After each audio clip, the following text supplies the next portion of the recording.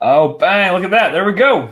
Awesome. So, we'll just jump right into it. So I'm going to share some different tactics of how we think about optimizing conversion rates. And then we're going to jump into specific tactics, the 12 ways to boost conversions on a order form specifically. So we're going to talk a little bit at the broad scale of conversion optimization, what it is, why it's important, how drastically it can impact your business. And then we'll get very granular into 12 different things that you can do to optimize conversions, small tweaks on the actual order form. The 12 things that that I'm going to go through, we also have a checklist that you can download at the end of this presentation.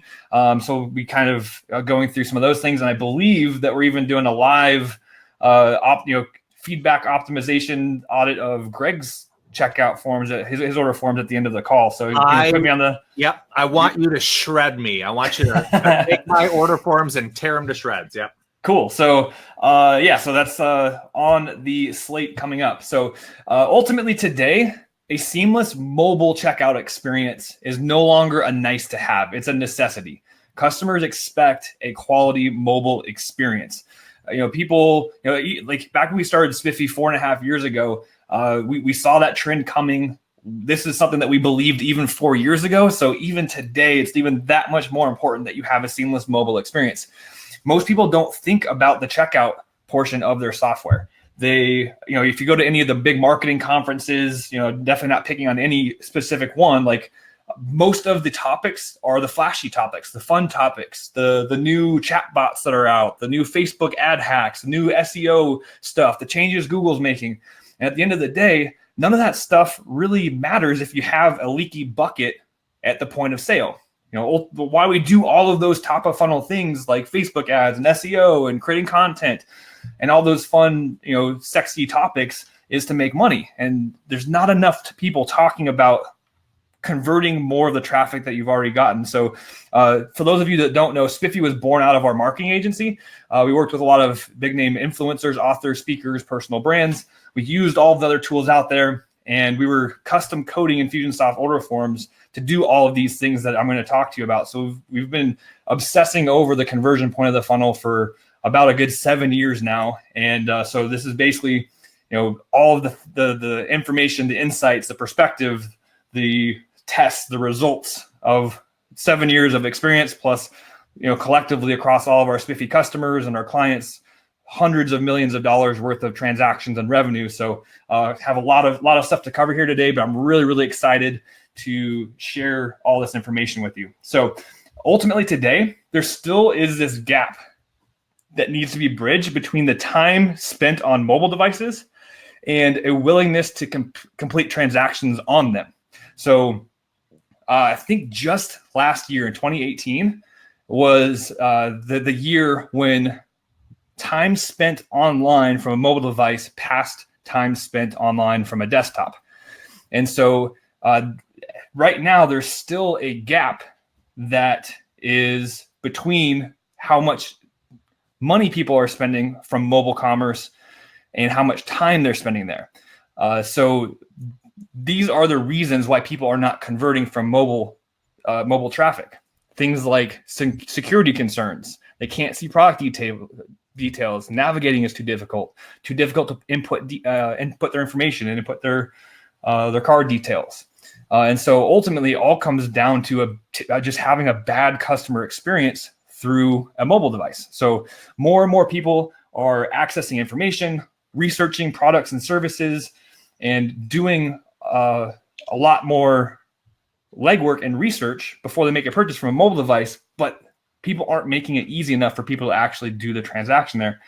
So everything is going mobile, and those people that are kind of on the up and up, making sure you have a mobile optimized checkout experience, are seeing great results. So this is especially important if you're doing any type of email marketing, for doing any type of Facebook advertising, and especially if you're doing text message marketing. You're absolutely 100% shooting yourself in the foot if you're doing any of those activities and you don't have a very dialed in mobile checkout experience. Because what you're basically doing is, in all those situations, most people are accessing Facebook from their phones, Obviously, you're getting text messages through your phones, and over 70% of all emails are first viewed on a mobile device. So even if you're strictly just doing email marketing, if you have a sales campaign and you're sending sales emails, you're driving mobile traffic to your checkout experience, and there's a leaky bucket there that's letting sales slip through the cracks. So, having a dialed-in mobile checkout experience is one of the key benefits of Spiffy. But again, whatever tool you're using, make sure that you're applying extra attention to mobile optimization. The whole point here is when you make it easy for people to buy, they will. Mobile commerce revenue was $170 billion in 2016, and the stats projected that this year, by the end of 2019, that would be almost $700 billion of mobile commerce transaction volume. I don't have the stats for 2019 yet. They usually come out after the first of the year, sometime in Q1. So it'll be really interesting to see where that's at. I expect that will be even higher than what the projection was. So again, going back 6 years. Can you guys see my screen now? We can still see the shiny mountain backdrop. Looks a little bit like a Bob Ross painting. All right, let's see here. Sorry, guys. Hang with me for a second. Let me try and figure out what's going on. Okay, I think we're back. All right. We're not seeing the slides. It says you don't. Session's live. Nobody's currently sharing. So I think you just need to do view sharing options again and then reselect the screen. Interesting. Okay. Sharing my screen. Yep. You can see my screen now. Presentation mode. Mountains, presentation mode. Bingo. Great. All right. So yes, I anticipate the stats that come out in 2019 will be even higher than that. Mobile commerce is absolutely taking over. And again, people expect a seamless mobile experience because they're used to shopping at the big brands. Like doing online shopping with like the Nordstroms and the Macy's and the Best Buys of the world and the Amazons, right? And so us as small business owners, we need to be nimble and savvy and on that curve as well. And if you take the extra time now as a small business owner to be on this mobile commerce curve, most of your competitors are still behind the curve. So it's an easy way to differentiate yourself and to boost revenues from the traffic that you're already getting. So we're going to talk a little bit more about conversion rate, what it is, why it's important, how big of an impact it can have on your business. So how to increase revenue. These are 3 different ways of increasing revenue. Then we're going to dive into conversion rate. Sorry, I got a little ahead of myself there. So there's lots of different ways that you can generate more revenue. These are the 3 most common ones. The first one is just dialing in your conversion rate. The second one is getting more traffic. That's what most people focus on. And the third one is optimizing the entire checkout experience to have upsells and actually increase how much money that you're actually getting from each person. So the way I like to talk about this is the 3 top ways of increasing revenue is to go out and find more people to generate more traffic, convert more of the people that are already coming to your offer, and have those people that are buying from you buy more from you. So more people, convert more of them, and influence people to buy more from you. So we're going to dive deeper into conversion rate specifically because that is the lowest hanging fruit and the biggest bang for your buck. So what do I mean by that? Yeah. Let me interject here. You're on a roll and doing a great job, mind you. But what I like about this is that you can and should do all 3 of these, right? Like this is not an either or situation, but the order in which you approach them does matter. And I think that's where you're going with this is like dialing in conversion rate first makes a lot of sense for the other 2 things to be more impactful. Totally. And adding an upsell might be really easy for you if you already have other upsell products or other products or services that you can that complement the things that you're selling through your order forms already.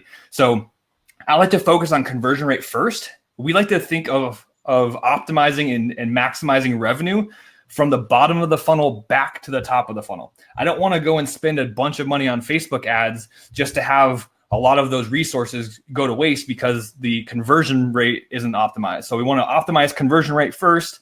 If we do have other products and services, add an upsell in the process. If we don't, focus on conversion rate, get that dialed in, find an upsell product, and then generate more traffic. So we want to create a solid bucket being the checkout page and the conversion rate, and then focus on spending more resources, getting on podcasts, spending more on Facebook ads, growing the YouTube channel, spending more time and resources at the top of the funnel once you know the bottom of the funnel is dialed in and you're not missing sales from the traffic that you're generating. So Greg, you did a perfect job of kind of tying it all up in a bow and expanding on the point that I was attempting to make. So thank you for interjecting. I appreciate it. Yeah, man.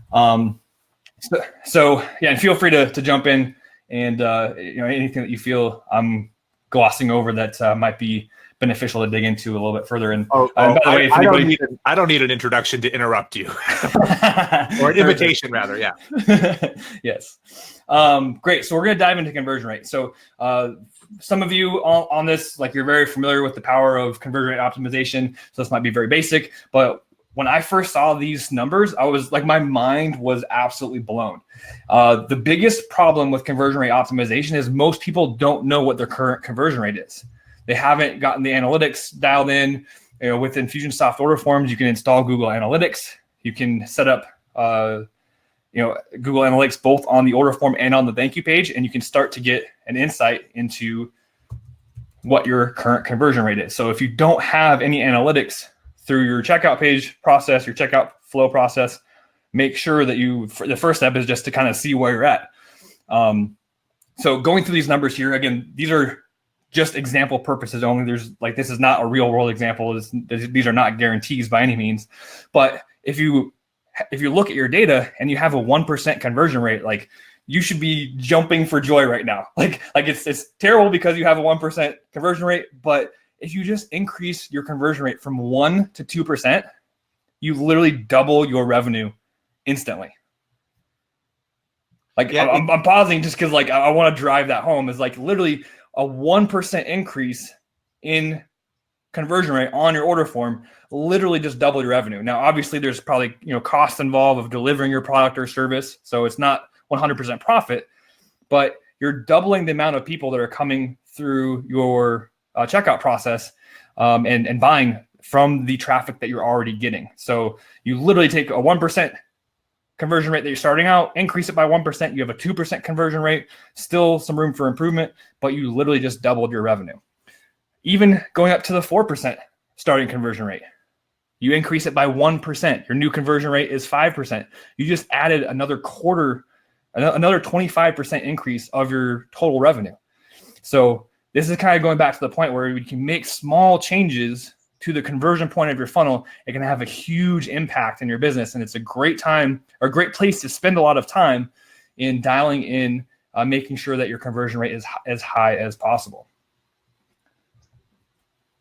So how do we increase conversions? There's a couple things that need to be dialed in before all the small nuances matter, right? So like all of the things that we're going to talk about, the 12 ways to increase conversion on your checkout page, if I just jumped right into that, like, there's still other things that we need to talk about. And so when we go through that process, we're making assumptions that you already have an irresistible offer, that the traffic that you're generating is already quality traffic, and that you're making it easy for people to purchase. So an irresistible offer is the simplest way of describing that is that to the potential customer, to the prospect, the perceived value of what they're buying is 3 to 5 times greater than the price that you are selling it for. So something that's something they just can't resist. It's an offer they can't pass up. And again, it's not. This is where people often make mistakes. Is like they see the value in their product, but they don't quite know how to articulate it so that the prospect sees that value. So it's not about how much value you think is in your product. It's the perceived value of the prospect when they're viewing your offer. And so that's really something that's very, very important to dial in. And we could probably do a whole 4-hour training just on that. But that's the first place to start, is making sure that what you're offering is an irresistible offer, that the target market that you're going after, it solves a real pain point, and that when they come across the offer, they're like, yes, this is exactly what I need, and they're ready to buy. So now we're going to dig into the 12 ways to boost conversions. Again, we do have a checklist, so we'll share that link after we go through these 12 things. So just kind of want to make sure that we have your full attention and walk through these various steps. And if you guys have any questions or whatnot, definitely write them down, and we can take some questions at the end here. But essentially, the number one reason why people don't make sales online is because they're just not getting enough of the right people in front of their offer. So that's the number one rule to making sales online, is making sure that you're getting people in front of your offer. It's kind of a tongue-in-cheek joke, but at the end of the day, like it's very intuitive, but that's really important to know, is like, if you're not getting enough people in front of the offer, that's the first place to start. Okay, so jumping into the 12 things. Number one, we've hammered this home quite a bit, so I'm going to skip past this one, but you absolutely must make sure that your checkout experience is mobile optimized. Aesthetics are huge. Your checkout page needs to be something that looks clean, that looks professional, that looks trustworthy, that you want that the customer comes to it and they have no red flags that come up. Is this safe? Is this something that, is a credible website? And so aesthetics are critical. You want to make sure that everything that you're doing through the checkout process is building trust, that is easy for the customer to input their information, and design and how the flow of them inputting their information is very important. On the actual checkout page, this is very critical. You never want to leave the value of what you're selling. You never want to leave the value of your product or service up to the memory of your prospect. So you never want to leave the value of what you're selling to the memory of your prospect. So you always want to make sure that on the actual checkout page that you're reestablishing the value of the offer. At a very high level, you're going over the features and the benefits of what's included in that offer. A lot of times people forget to do this just because, they were just on my sales page, like they should know what they're buying, and they click the buy now button and it takes them to the order form and they should be ready to take payment and just input that payment. But I don't know if many of you are familiar with the term that Google coined called the 0 moment of truth. It's typically applies to big box retailers, grocery stores. People are in the aisle and they see the product and they take the product off the shelf and they're looking at it like that's the 0 moment of truth, whether or not they're actually going to make the purchase. When somebody's on your checkout page, that's the digital 0 moment of truth, where people are making that final buying decision. And oftentimes they just need that little bit of a nudge, like, oh yeah, like it came with this thing, and this thing, and that's really important to me. And so again, you always want to make sure that you reestablish the value of your offer on your checkout page. You want to have a high value guarantee. This is something that is so easy to implement and also easy to forget to implement. Again, this is specifically on the actual checkout page. A lot of people have guarantees. They have them featured on their sales page or on their website somewhere, but they're not featured on the actual checkout page. You want this guarantee as close to the checkout button as possible so that when they're scrolling down, again, the 0 moment of truth, they're making that final buying decision. They have all their information filled out. They're making that final decision of whether or not to click the buy now button, and they can see, hey, I'm covered by a 30-day 100% satisfaction guarantee or whatever that is. A lot of people are hesitant to put in a 100% money back guarantee, but more people will, they're hesitant because they feel like people will take advantage of it. They're going to refund and just take the value of the product or whatnot. So some of that comes back to making sure that the product that you're selling, the service that you're selling, is designed to get predictable results, so that you're fully confident that if somebody buys that and implements it, that they're going to get the result that you promise.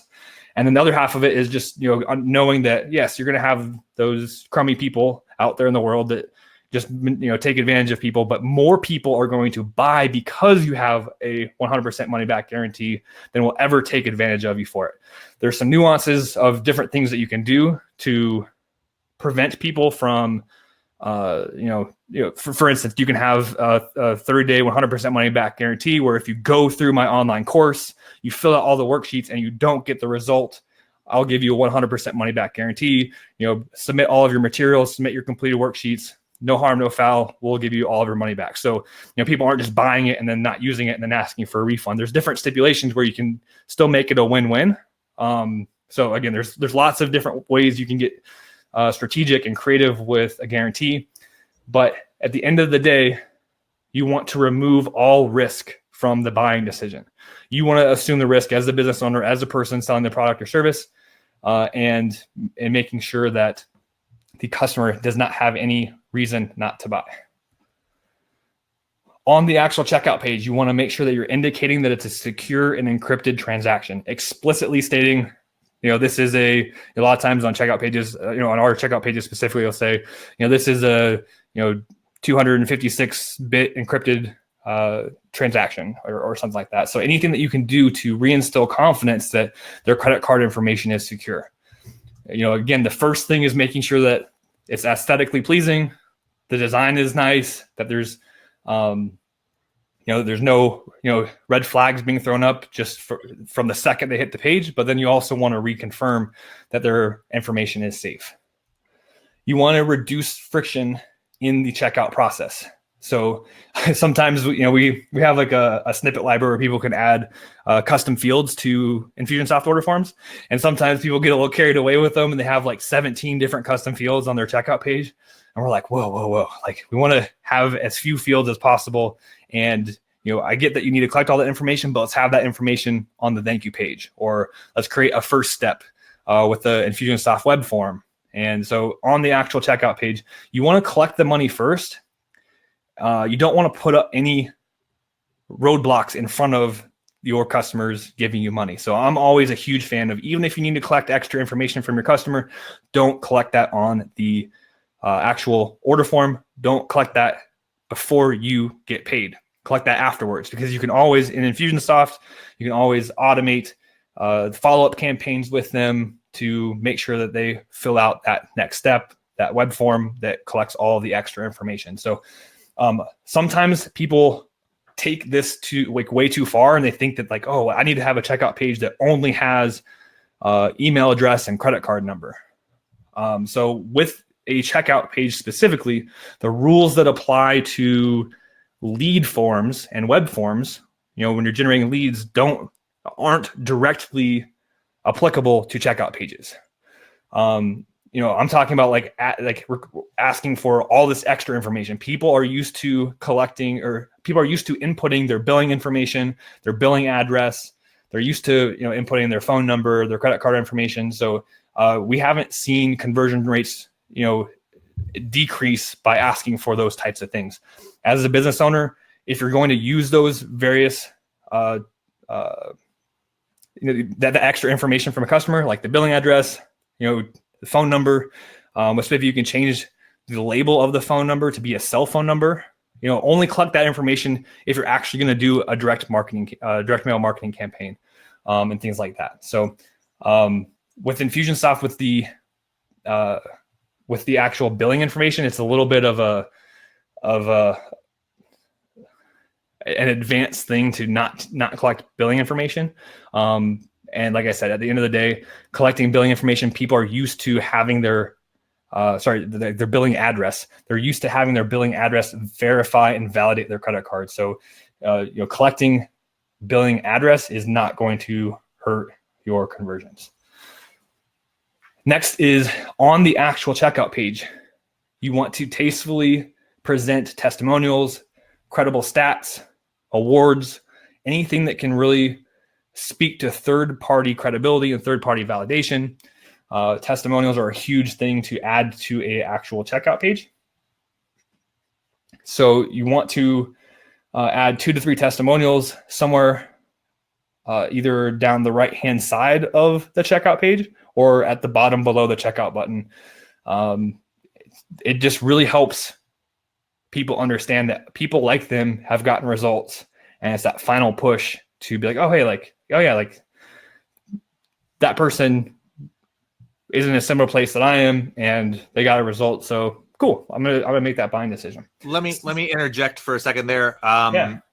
This is probably also an opportunity to combine those. Like if the testimonial includes a statistic, that's even better, right? If the person can say, hey, I purchased this, course or program, and here's the results it created, and they can quantify that with some sort of metric. I think these can work well in tandem, right?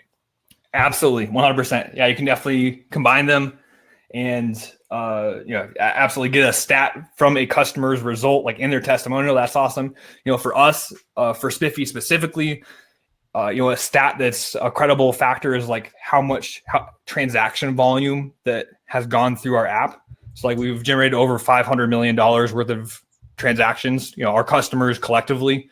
Man, I wish we were making that type of money. That'd be nice. No, but like all of our customers collectively have made over $500 million. And so when we can put that on the actual checkout page, it's just that extra boost of confidence. Like, oh, dang, $500 million. Like these guys definitely have a product that people are using. People are making money with it. That's impressive. So different businesses lend themselves to different types of stats, different types of awards that are credible, industry awards.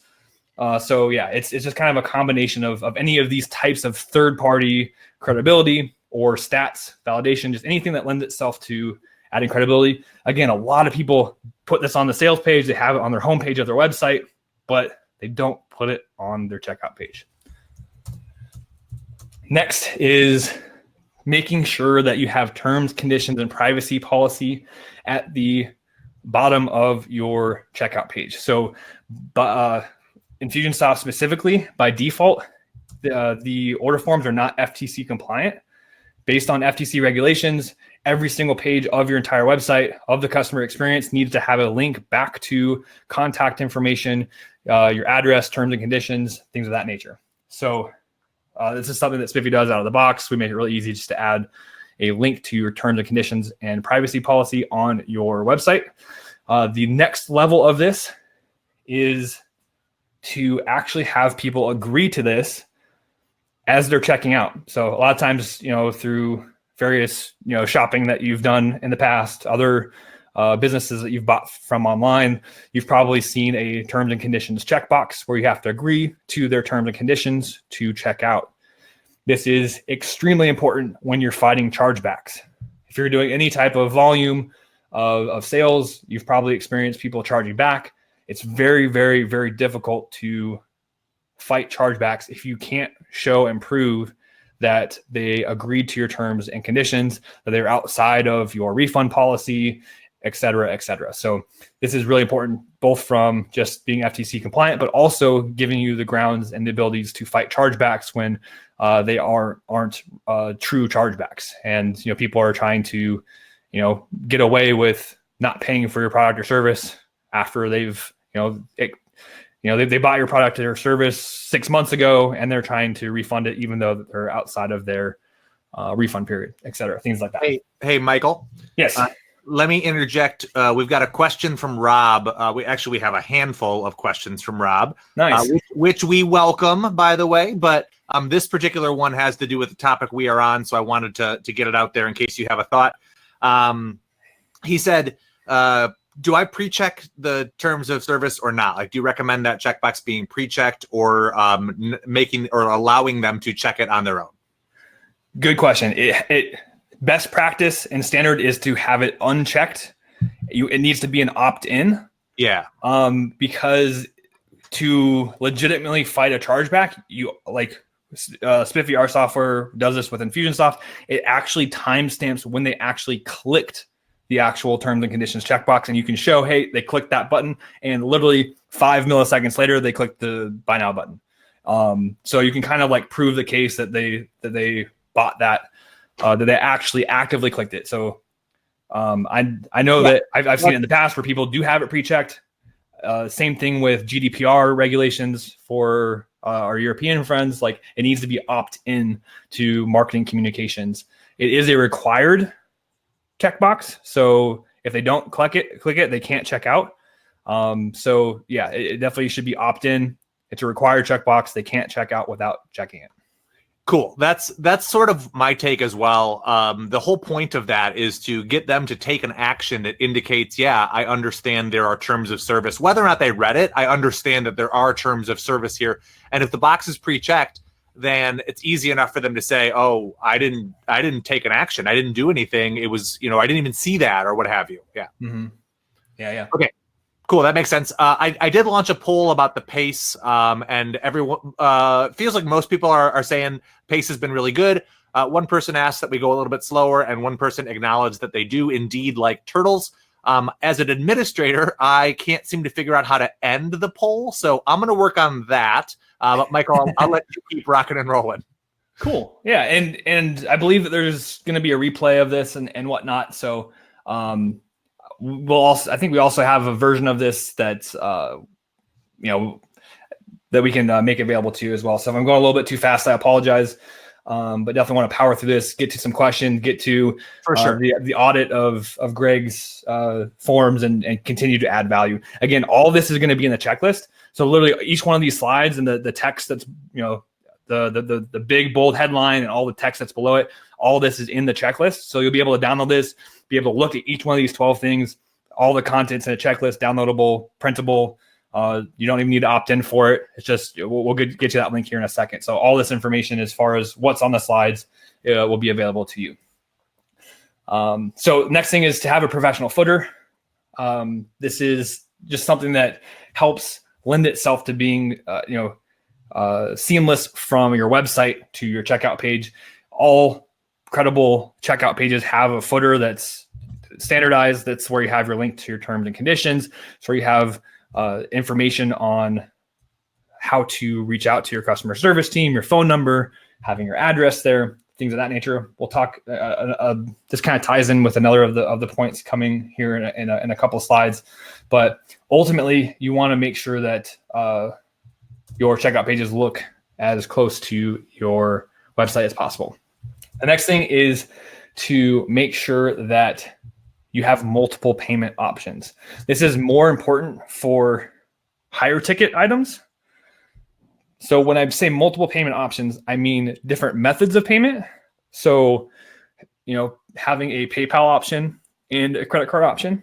And I also mean having multiple payment plan options. So, if I'm selling something that's, $500, $1,000, $2,000, I want to have multiple payment options where people can pay in full. They can pay over the course of 3 months, 6 months, depending on, what you're selling, what you're delivering. You want to make it as easy as possible and convenient as possible for people to pay you. So again, there's not a one size fits all answer for this. It really depends on what you're selling, the price point of it, how it's delivered.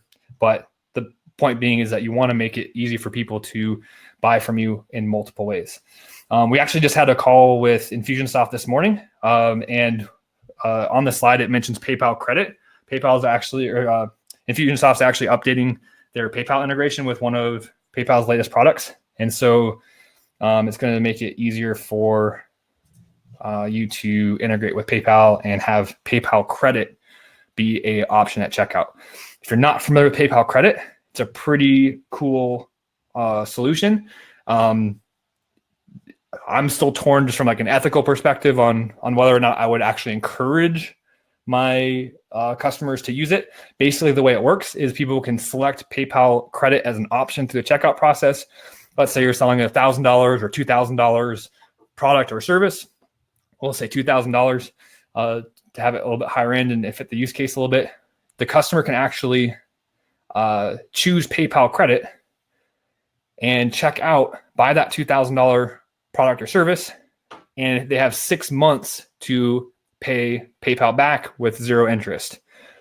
The cool thing about that from the business perspective, from our perspective as business owners, is we actually get that $2,000 upfront immediately. So it basically signs the customer is responsible, legally responsible for that debt to PayPal, not us. So, obviously if they can't afford to pay, obviously PayPal has a lot more resources to pursue them, legally. So that's where kind of the ethics come in as far as kind of tying your customers to debt to PayPal, them coming on hard financial times, maybe not really being able to afford your product or service, but they have the PayPal credit option when they really shouldn't be buying your product or service. So again, I'm torn 50-50 with it. It's a great solution for you if you are selling higher price point things and that type of scenario you're cool with. Again, I'm not encouraging it, not discouraging it. It's just an option. Second to last thing, you want to make sure that you have a way to update the favicon, the browser icon, and the browser title, the meta title, on your actual checkout page. This is something that does not come standard with Infusionsoft order forms. It pulls in just like the normal generic broken, browser image at the top, like the little world in Google Chrome.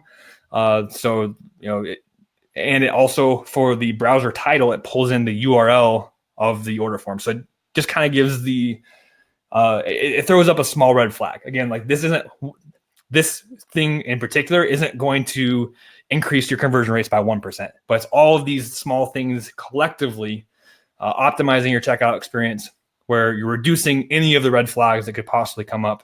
And all of these things combined really create a seamless, smooth, professional checkout experience and make sure that you convert as many people as possible. So you definitely want to make sure that you have a browser icon and a browser title dialed in, just so that people don't see it and think that it got hacked or that it's not a trustworthy place to check out.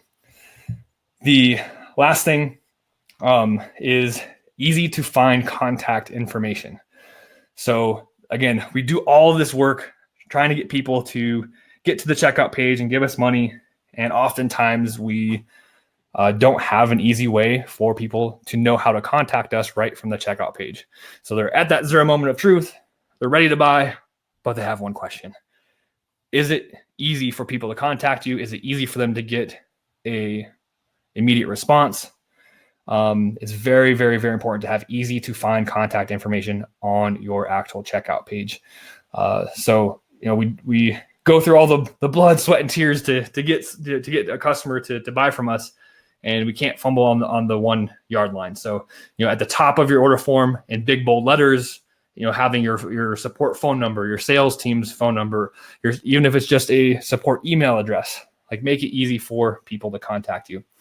One other point that I briefly forgot to mention when it comes to professional footer, like ultimately the big point on this is to make sure that there's a seamless transition from your website to your checkout page. So with Infusionsoft, like it's still on the Infusionsoft URL with Spiffy for Infusionsoft product. So you want to make the checkout page flow and look as close to your website as possible with having a header with your logo in it, having the professional footer. Again, it's more so about the user experience and the flow of the checkout process going from your sales page or from your website to the actual checkout page. So those are the 12 steps. Greg, do you want to tell them how to get the checklist? And again, like as we kicked off the call, like all 12 of those things, those are all things that Spiffy makes easy to implement. You do not need to use Spiffy to implement all those things. If you're using Infusionsoft to process payments, Spiffy is the easiest way to implement all those things without having to hire and support custom code. So again, all those 12 things are platform irrelevant, but we just make it really easy for Infusionsoft users. Here's the question from Rob. How fast should a checkout or order page if it takes longer than some benchmark of time? Yes, absolutely. So speed of page load is 100. Like it's very, very critical. It's one of the challenges that we can't control a lot with our Spiffy for Infusionsoft product. So Spiffy does a great job at making the Infusionsoft order forms usable, but the underlying order form is still the Infusionsoft order form. So, it was obviously built several, Infusionsoft's, order forms and e-commerce platform was, built several years ago. It's not optimized for mobile page loads and things of that nature. So we actually do have a new version of Spiffy that works outside of Infusionsoft, and page load speed time is one of the most critical things. You want that as close to 1 second as possible. Every single second that page takes longer to load, you are absolutely shooting yourself in the foot when it comes to conversion rates.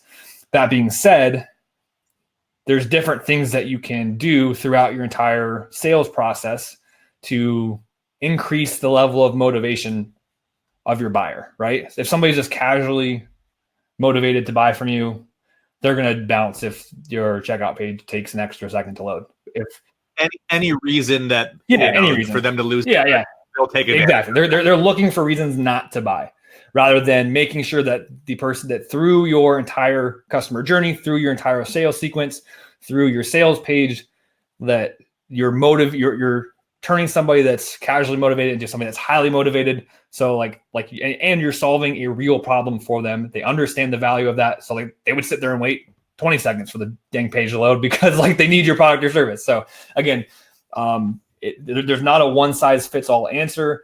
It's not the same across the board, but absolutely the rule of thumb is you want that page loading as fast as possible, and as close to the 1 second mark as possible.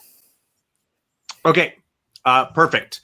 The next question here is, what would be the first things like headline, testimonials, order of elements, colors, whatnot, to test if you are starting to optimize checkout pages, and in what order? So if you're split testing, what types of variables do you recommend tweaking or optimizing? Do you have a ranking for how people approach those different factors? Yes, absolutely. So my favorite thing is split testing order forms. Is the topic of it. Most people do not generate enough traffic to actually get a statistically valid result on your actual order form. To get a statistically valid result on split testing order form, you need to have thousands of people coming to your order form. So most people just you're just not even ready to even think about doing that in a very methodical, scientific way. We worked with some of the biggest personal brands in the world, and even they barely generated enough traffic to split test a checkout page. That being said, there are very key elements, all those 12 things that I mentioned through that process. There's a few of them that are the big hitters, right? It's having testimonials on the checkout page. It's having a guarantee effectively positioned there. It's making sure that you have the value of the offer reaffirmed on the checkout page. So those are really the first three things that I look for. Is, are you recommunicating the value of the offer? Is there a money back guarantee? Are you reducing risk in some way? It doesn't, there's some other ways to reduce risk in the buying process, but essentially, are you taking on are you reducing the amount of friction and giving people more reasons to buy? And then the last thing is just making sure that you have some testimonials, third-party validation. So those are the first three things to do when starting to optimize your checkout process. Obviously, having a headline that's benefit-driven is important. And so I would start to split test or test different things. One of the best things that you can do is actually have different versions of the checkout page for different types of customers. So through your product launch, through your customer journey, you're learning there's different ways for you to bucket people into different avatars and then tailoring the testimonials to that avatar, right? So if I'm a beginner and I'm just getting started, I'm going to hit a checkout page that has 3 beginner testimonials. So there's different things like that where you're not necessarily split testing, but you're definitely tailoring the experience to the people who are seeing that, if that makes sense. One other thing too, obviously 257 is pretty accessible, but since you have a 90-day expiration policy, let's see, where was that on the Trilogy? Okay, yeah, another one. So I guess that one was $35. Is it a 90-day expiration policy on the Trilogy as well? Yeah. So the CB Trilogy is $257. Right. All of my courses are one-time purchases, and they have the expiration policy, and then that expiration policy is waived for the OG members. Cool. So yeah. So that's kind of the way that's. Yeah. So I would even consider, since you have some pretty solid data, again, if you are starting to test different things, you don't want to change too much stuff at once. It also just depends on how much volume you're doing. So you could also change a lot of different things and have a drastic change. Most people don't have enough traffic to split test button colors or split test different page layouts. So at the end of the day, you don't want to make such drastic changes where you don't know what any one thing impacted it, but you definitely need to make more changes than you think you need to make, if that makes any sense, whatsoever. Going back, it's not about necessarily implementing all of these things at once. It's about, over the next couple of weeks, especially as you're going into end of year promotions, like we were talking about with Greg, Greg's checkout pages right now are at a great place. And there's still these small things that he can do to make them even better. So even for our checkout pages, like we're pros at this, but there's always room for improvement, always room for testing stuff. So no matter how dialed in you already have it, there's always something that you can add. And so, yeah, just really important to just know that these are small tactics and small tweaks that can really make a huge difference in your business. And to really set aside the time to focus on that going into any big promotion. And again, a lot of this stuff you can implement with or without Spiffy. So, all the nuanced stuff that we're talking about as far as like hiding PayPal on a specific checkout page in Infusionsoft, like all that stuff's harder to do without Spiffy, but you can absolutely custom code it yourself. You can use other payment, other checkout tools, other payment gateways and stuff like that.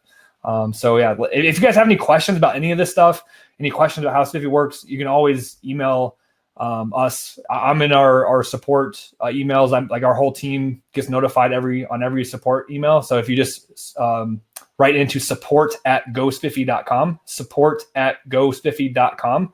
If you have any questions or anything, I'll reply to you personally, and happy to help. Well, hey, and for the OG members on this call, Michael is also in the OG group, so you're welcome to ask questions in there. Tag me in there.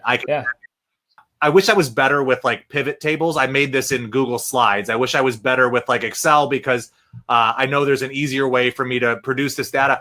But I was literally doing this to make myself feel prepared for this call, because I knew Spiffy had made a difference, but I wasn't able to say exactly what that difference was.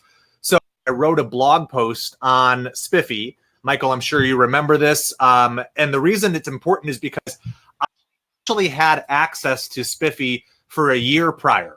Michael and I are friends. We used to work at Infusionsoft together. And so when he started Spiffy, I had an account that I could use and play with. I just didn't do anything with it. And I am embarrassed to say that because obviously there was massive opportunity I was leaving on the table.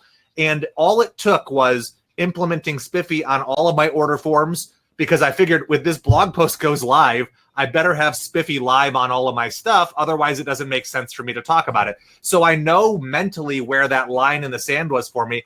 And the graph, like the chart here, speaks for itself. The very next month, I nearly doubled.